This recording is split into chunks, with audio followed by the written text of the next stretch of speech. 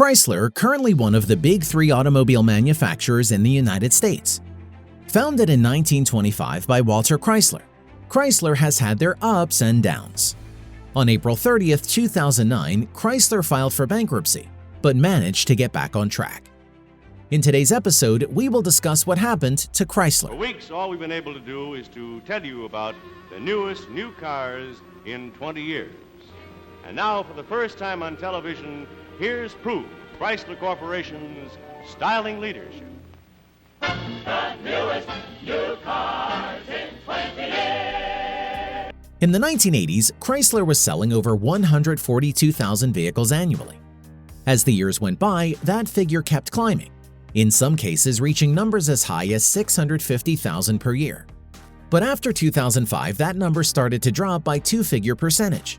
By 2009, their sales dropped by 47%. So what had happened between 2005 to 2009-ish? The biggest factor in the drop was the dizzying increase in fuel prices. Oil went from $37.66 a barrel to $50.04, an increase of about 33% within 1 year. This was due to the concerns in regard to the security of oil supplies, as it was needed heavily in Asia and in North America. This increase did not only affect consumers but also manufacturing plants, as they were paying more to access raw materials. The cost of steel rose, making it more difficult for Chrysler to reduce production costs. Then there was the high salary that American manufacturers had to pay to their unionized employers. In 2004, full-time employees who were union members had median weekly earnings of $781, compared to a non-member of $612. The increase in fuel and in payoffs complicated the financial stability. And then, due to the collapse of the housing bubble in the US, leading to the mortgage crisis in 2007, asking financial institutes for aid was not the easiest. Chrysler made an announcement to lay off 22,000 workers from their factories. They started to outsource some of the work that they said was a non-core operation. Many factories closed down for good and many were downsizing. The CEO at the time, Tom Lasorda, said that the turnaround plan should allow the Chrysler division to reduce losses in 2007 and return to profitability in 2008.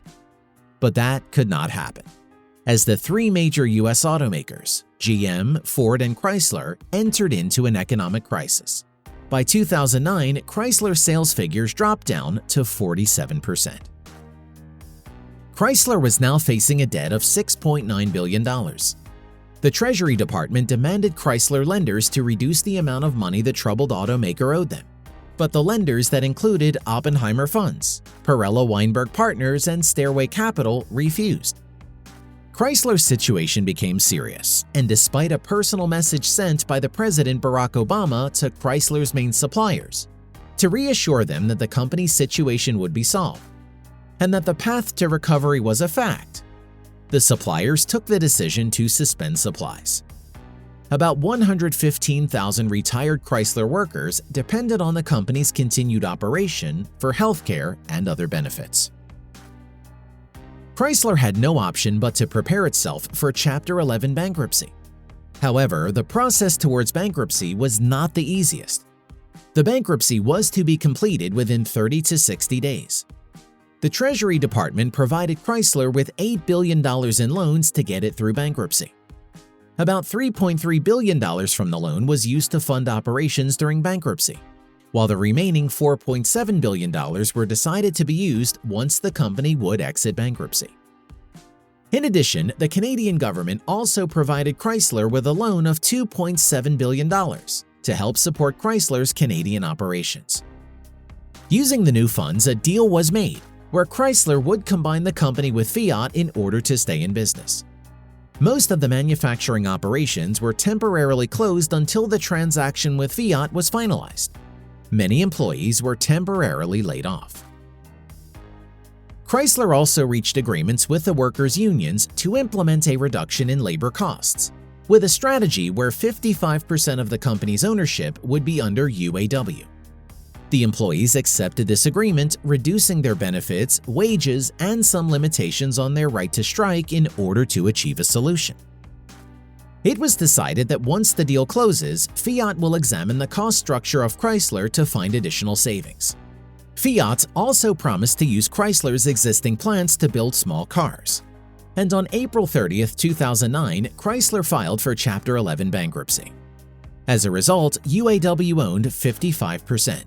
Fiat owned 20% with the option to increase it to 35%. The US government was left with 8%, and Canada was left with 2% stake. But to truly keep it alive, sales were to get back on track. Under the new ownership, previous Chrysler financial team disappeared. The man who brought Chrysler back on track was the CEO of Fiat, Sergio Marchionne. Under his leadership, contracts with dealers were renegotiated from scratch. New contracts were signed with workers, minimizing labor costs. Within a couple of years, Chrysler became a debt-free and profitable business. And on May 24, 2011, Fiat paid back the loan to the US and Canadian government. On July 21st, Fiat bought the Chrysler shares held by the United States Treasury. In 2017, Chrysler sold more than 2 million cars in the United States alone, more than double its 2009 sales. A combined effort from UAW, Fiat, Canadian, and American governments provided financial support to keep the automaker alive. And as of today, Chrysler is going strong. Until next time, have a good one.